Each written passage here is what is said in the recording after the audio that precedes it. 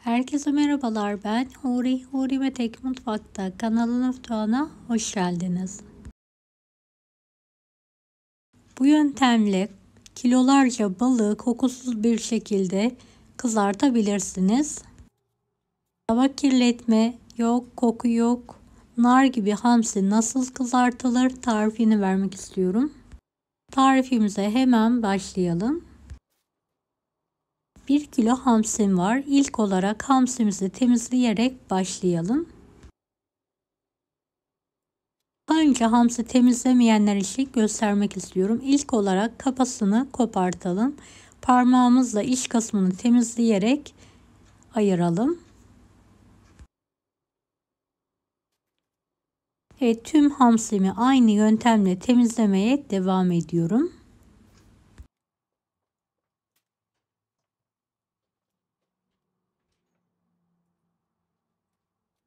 Evet, hızlı bir şekilde temizliyorum.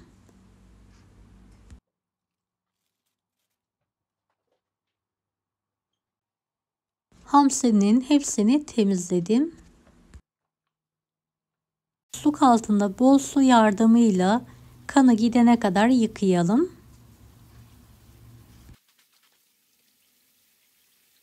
Yıkadığımız balığı fazla suyunu mutlaka süzdürelim. 1 tatlı kaşığı tuz ekleyelim ve karıştıralım. 1 tepsiye 4 yemek kaşığı mısır unu ekledim. Balığımı üzerine alarak mısır ununa buluyorum.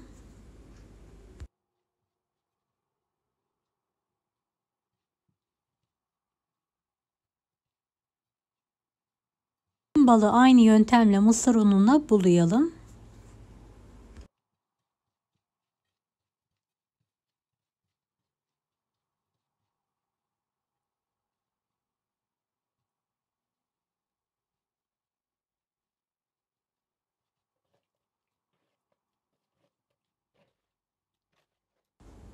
Evet, balığım hazır. Fırın kağıdına çok az yağ damlatalım ve her tarafını fırça yardımıyla yağlayalım. Hamsimi videodaki gibi üzerine dizelim.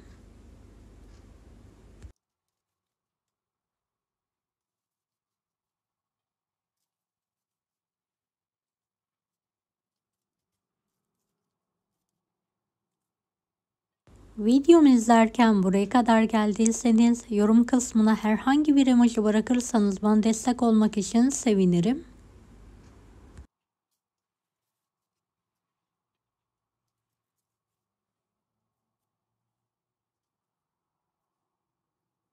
Evet, yuvarlak bir şekilde dizdim.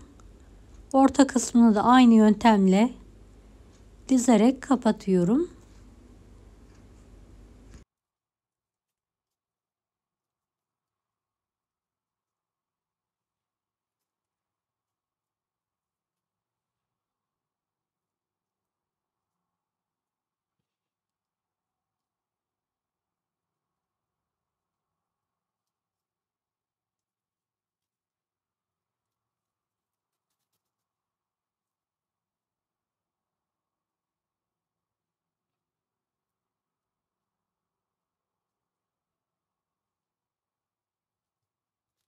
İlk balığım hazır.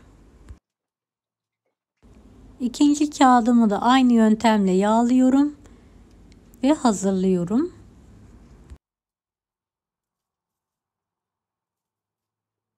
1 kilo hamsiden 2 tava balık çıkıyor.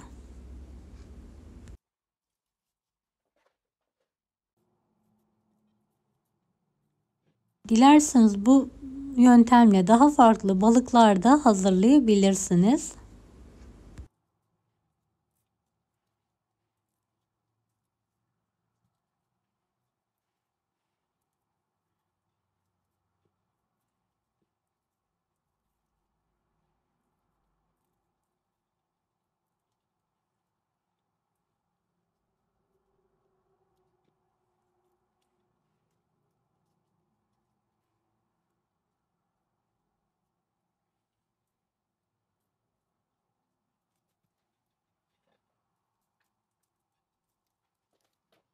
Evet, balıklarım hazır. Gördüğünüz gibi hepsini dizdim. Üzerlerine tekrardan çok az yağ gezdirerek yağ dökelim. İkinci fırın kağıdını da üzerine alalım.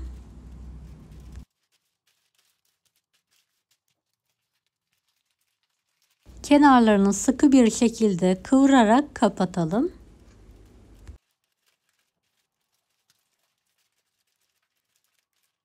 Kenar kısımlarını ne kadar sıkı kapatırsak balığımızda pişerken hiçbir aşınma olmayacağı için koku da olmayacaktır. Bu püf noktasına dikkat edelim. Sıkı sıkı kapatalım.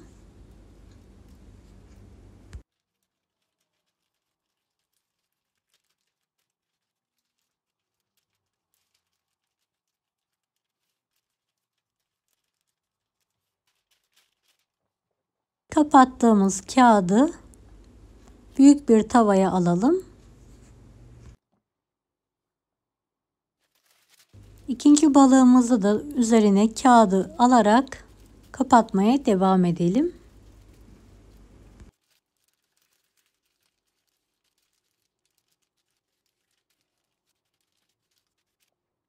Ocağın büyük kısmını alalım. Yüksekten hafif bir şekilde kısarak kontrollü bir şekilde pişirelim. Pişirirken mutlaka üzerine kapak kapatalım. Kabarmaya başladı gördüğünüz gibi. Kapak yardımıyla havasını alıyorum ve nar gibi olana kadar kızartma işlemine devam ediyorum. Evet, kızaran balığımı ters çeviriyorum ve diğer tarafı da aynı yöntemle kızartıyorum. Balığımız kızarırken bir yandan da salatamızı hazırlayalım. 2 adet marulu yıkadım ve doğradım. 2-3 adet taze soğan, 1 demet de maydanozu doğruyorum.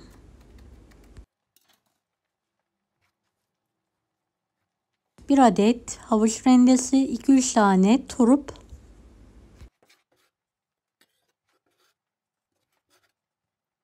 balık için limon kesiyorum. Evet, mor lahana turşusu. Kanalımda tarifine ulaşabilirsiniz. Yarım limonu sıkıyorum. Yağ ve tuz gezdiriyorum. Salatam balığın yanına hazır.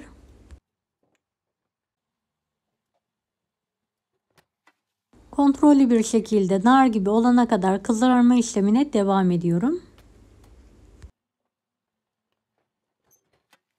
Evet, kızaran balığımı hiç soğutmadan servis tabağına alıyorum. Diğerini de aynı tavaya alarak kızartma işlemine devam ediyorum.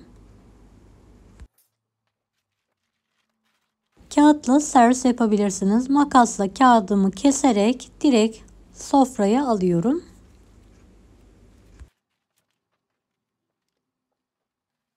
Evet, nar gibi balığım hazır. Bir tanesini şöyle yakından sizlere göstermek istiyorum. Arkası önü içi nar gibi kızardı. Mis gibi hamsi. Bu yöntemle pişen balıklarda asla yağ kokusu olmuyor. Direkt balık tadı geliyor. Evet, bir yandan ikram edip bir yandan da pişirebilirsiniz. İkinci tavamı da hiç soğutmadan servise hazırlıyorum. Evet, kağıdı makasla keserek direkt servis yapabilirsiniz. Nar gibi balığımız yemeğe hazır. Deneyecek olanlara şimdiden kolaylıklar dilerim. Kanalıma ücretsiz abone olmayı unutmayın. Bir dahaki videolarda görüşmek üzere. Allah'a emanet olun. Hoşça kalın. Bunları da izlemeyi unutmayınız.